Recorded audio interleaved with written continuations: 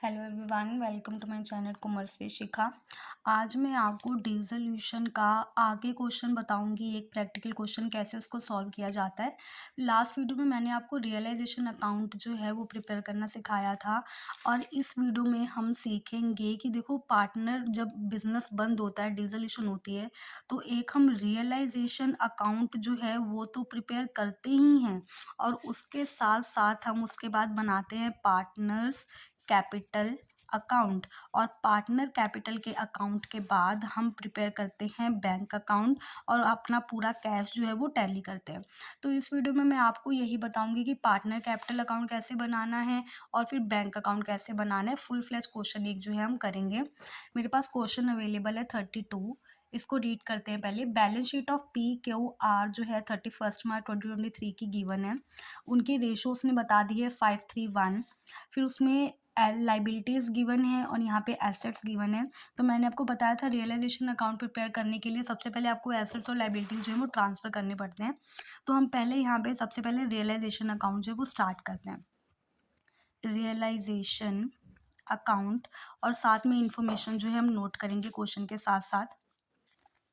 Format इसका देखो, particulars amount, particulars amount.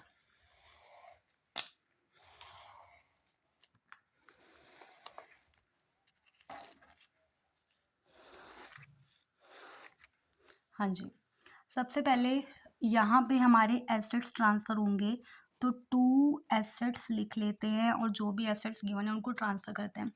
सबसे पहले कैश एट बैंक गिवन है, मैंने आपको बताया था कैश ट्रांसफ़र नहीं होता है, तो यहाँ पे स्टॉक जो है वो ट्रांसफ़र होगा। तो स्टॉक का अमाउंट है 19,000। फिर हमारे पास यहाँ पे गिवन है डेटर्स 42,000। डेटर्स हम अंदर वाला अमाउंट ट्रांसफ़र करेंगे 42,000। Then we have building and plant and machinery. Building plant and machinery, building का अमाउंट गिवन है 40,000 और प्लांट एंड मशीनरी का अमाउंट गिवन है 40,000। अब हम इसका टोटल करके लिखते हैं बाहर। देखो, 19,000 प्लस 42,000 प्लस 40,000 प्लस 40,000 अमाउंट है 1,41,000। क्लियर? एक बार दोबारा टैली कर लेते हैं। 19,000, 42,000, 40,000, देन 40,000, 1,41,000। अब यहाँ पे इस तरफ हमें लाइबिलिटीज़ ट्रांसफ़र करनी है, तो बाय लाइबिलिटीज़। लाइबिलिटीज़ हमारे पास यहाँ पे गिवन है बिल्स पेबल और लोन फ्रॉम बैंक, 2 लाइबिलिटीज़ हैं। बिल्स पेबल का अमाउंट गिवन है 40,000 और लोन फ्रॉम बैंक। देखो, पार्टनर का अगर लोन होता है तो वो ट्रांसफ़र नहीं होता है, लेकिन अगर किसी आउटसाइडर का लोन है तो उसको ट्रांसफ़र करना है। और यहाँ पे डेटर्स हैं, तो डेटर के में प्रोविज़न भी गिवन थी, तो वो प्रोविज़न भी ट्रांसफ़र करेंगे। तो provision for doubtful debts, provision given थी 2,000। अब हमें क्या करना है, जो भी एसेट्स की पेमेंट रिसीव होंगी उनको इधर ट्रांसफ़र करना है, और जो लाइबिलिटीज़ के लिए पेमेंट हम करेंगे उनको इधर ट्रांसफ़र करना है। तो हम क्वेश्चन में इधर हम सबसे पहले लिखेंगे 2 कैश के साथ लाइबिलिटीज़ की पेमेंट होंगी, और बाय कैश के साथ एसेट्स हमारे जो हैं वो सेल होंगे। तो अमाउंट देख लेते हैं। देखो, आगे क्वेश्चन को रीड करते हैं। The partner dissolve the business, assets realized हुए हैं, स्टॉक, डेटर और प्लांट एंड मशीनरी, बिल्डिंग, सब कुछ रियलाइज हो रहा है। तो हम 1-1 करके लिखते हैं। सबसे पहले देखो, स्टॉक है 23,400 का, तो जो मेरा स्टॉक रियलाइज हुआ है दैट इज़ 23,400। तो यहाँ पे हम बाय कैश के नीचे स्टॉक लिख रहे हैं 23,400 का। फिर उसने बोला जो डेटर्स हैं वो 50% रियलाइज हुए हैं, मतलब 42,000 के डेटर्स थे तो उसका हाफ। डेटर्स जो थे हमारे पास 42,000 के थे, तो उसका हाफ 21,000 मुझे रियलाइज हो जाएगा। फिर उसने बोला building and plant and machinery 10% less than their book value, कह रहा जितनी उसकी बुक वैल्यू उसका 10% लेस। तो मेरी बिल्डिंग थी 40,000, इसका 10% 4,000 हुआ। तो जब मैं 40,000 से 4,000 माइनस करूँगी तो बिल्डिंग जो है वो मेरी रियलाइज हो जाएगी 36,000 के साथ। फिर प्लांट एंड मशीनरी भी 40,000 की थी, तो इसका भी सेम अमाउंट आ जाएगा फॉर 36,000। क्लियर। अब उसके बाद उसने क्या बोला है, bills payable was settled for 32,000। तो बिल पेबल यहाँ पे थे तो टू कैश के नीचे बिल पेबल उसने बोला है 32,000 पे सेटल हो गए। फिर वो बोल रहा है there was an outstanding bill of electricity 800 which was paid. एक कह रहा बिल था आउटस्टैंडिंग का जिसकी हमने पेमेंट करी है, आउटस्टैंडिंग बिल पेबल जो है 800 का उसकी पेमेंट करी है, तो उसको भी हम यहीं पे रिकॉर्ड करेंगे। फिर उसने बोला है रियलाइजेशन एक्सपेंसेस जो है 1250 ऑल्सो पेड। तो रियलाइजेशन एक्सपेंसेस भी मेरे टू कैश के नीचे ही आएंगे, वो हैं यहाँ पर 1250। अब यहाँ पे लाइबिलिटीज़ हमें चेक करनी है। देखो बिल पेबल की तो पेमेंट हो गई है, पर लोन फ्रॉम बैंक के बारे में उसने क्वेश्चन में हमें कुछ दिया नहीं है कि उसकी पेमेंट कैसे होगी, तो हम इसका पेमेंट करेंगे ही करेंगे और उसको एज इट इज़ यहाँ पे ट्रांसफ़र कर देंगे। लोन फ्रॉम बैंक अमाउंट आएगी 30,000 पेमेंट। अब हमें इसका टोटल करके यहाँ लिखना है और इसका टोटल करके यहाँ लिखना है। तो अब हम लिखते हैं अमाउंट, देखो 32,000 प्लस 800 1250 प्लस 30,000, ये आ गया 64,050। देन इधर का टोटल देख लेते हैं पहले। 40,000 लाइबिलिटीज़ जो हमने ट्रांसफ़र करी थी, 40,000 प्लस 30,000 प्लस 2,000, ये आ गया 72,000 लाइबिलिटीज ट्रांसफ़र हुई हैं। देन इसका टोटल करेंगे हम 23,400, then 21,000, then 36,000, then 36,000, amount I 116400। अब हमें इसको बैलेंस करके आंसर निकालना है और चेक करेंगे कि रियलाइजेशन का प्रॉफिट हो रहा है या रियलाइजेशन का लॉस हो रहा है। तो इस साइड को अगर हम देखते हैं तो ये साइड जो है हमारी बड़ी लग रही है। तो 141,000 प्लस 64,050, इसका टोटल आ रहा है 20,5050।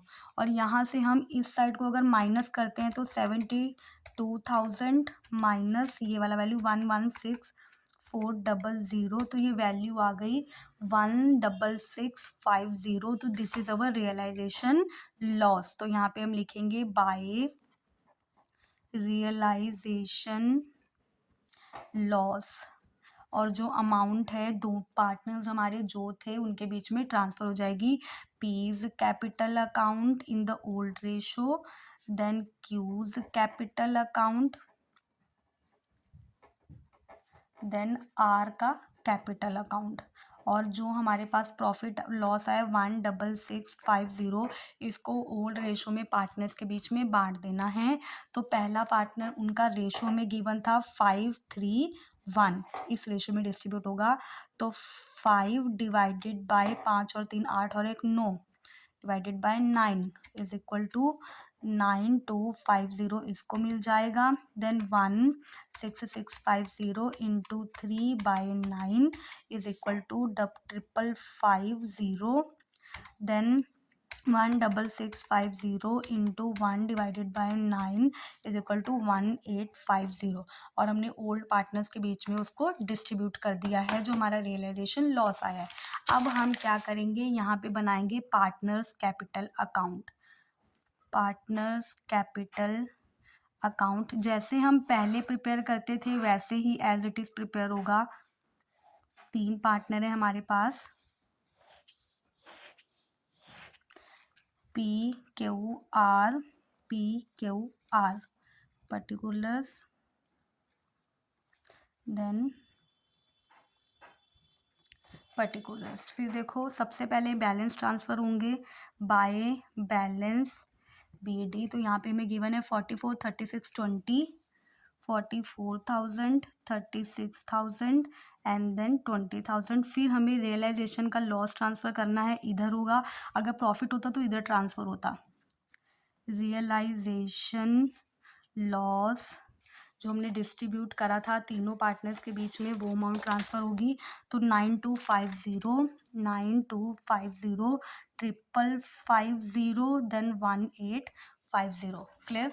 अब हमें क्या करना है, अब हमें यहाँ पे रियलाइजेशन अकाउंट में चेक करना होता है कि पार्टनर ने कोई एसेट और लाइबिलिटी तो टेक ओवर नहीं करी है।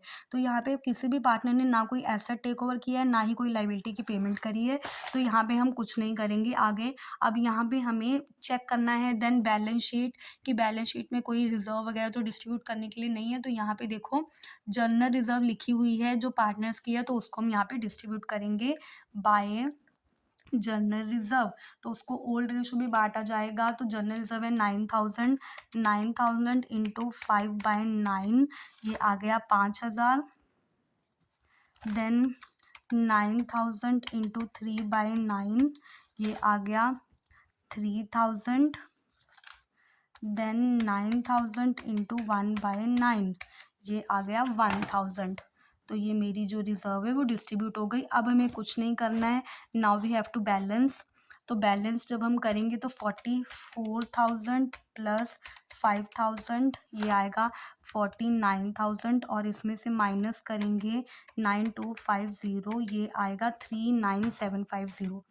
तो यहाँ पे 2 balance CD 39,750।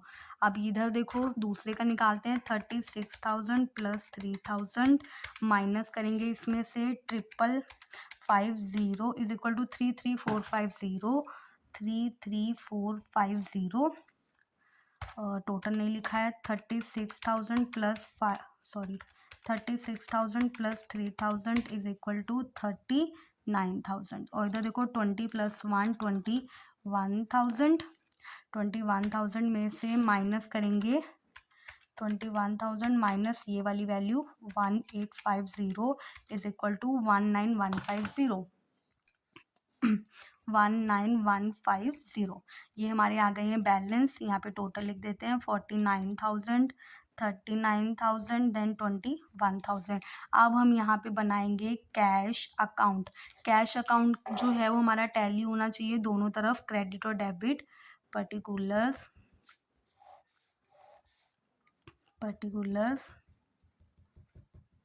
Amount and this is the column of amount.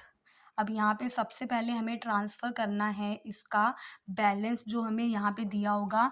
This is देखो कैश एट बैंक 40,000, तो ये बैंक अकाउंट है। तो देखो सबसे पहले यहाँ पे 2 बैलेंस BD गिवन है 40,000, देन 40,000। अब जो ये हमारा कैश अकाउंट है, मतलब हम ये यहाँ पे बैलेंस नहीं लिखते हैं, कैश अकाउंट लिखते हैं जब हम पेमेंट कर रहे हैं, क्योंकि बिजनेस हमारा बंद हो रहा है तो हम पार्टनर का जो भी पैसा बनता है उनको पे कर देंगे। तो यहाँ पे 2 कैश अकाउंट आएगा।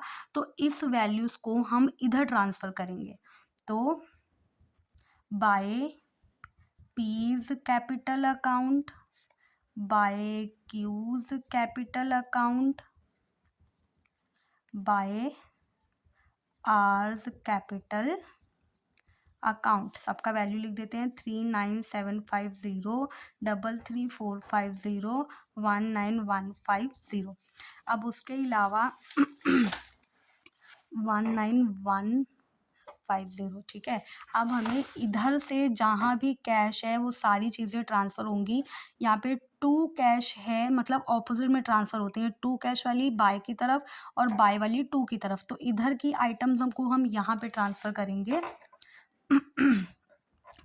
इसको मैं लिखूंगी बाय बिल पेबल अमाउंट है 32,000, by outstanding bill payable amount है 800। डायरेक्टली भी रियलाइजेशन अकाउंट लिख के ये अमाउंट ट्रांसफ़र हो सकती है, या आप अलग अलग भी कर सकते हो, दोनों तरह से सही होगा।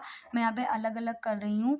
फिर उसके बाद बाय रियलाइजेशन एक्सपेंसेस वो थे 1250। फिर हमारे पास है बाय लोन बैंक, ठीक है। 30,000 का लोन था। अब इस तरफ जो है हम ये वाली आइटम्स ट्रांसफ़र करेंगे, तो टू स्टॉक हमें रियलाइज़ हुआ था 23,400, to debtors 21,000, to building 36,000, to plant and machinery 36,000। अब हमें इन दोनों साइड्स को टोटल करना है और ये दोनों साइड के टोटल जो है हमारे सेम होने चाहिए। देखो करके चेक कर लेते हैं। 40,000, 23,400, 21,000, 36,000, देन 36,000, ये आ रहा है 15,6,400। अब इधर का चेक कर लेते हैं। 39,750, 33,450, 19,150, 32,800, 1250, देन 30,000, ये भी हमारा आ गया 15,6,400। अब देखो इधर का कैश अकाउंट डेबिट का और क्रेडिट का दोनों मेरे सेम है। दैट मीन्स हमारा क्वेश्चन जो है वो फुली करेक्ट है। Thank you so much. I hope आपको ये समझ में आया होगा।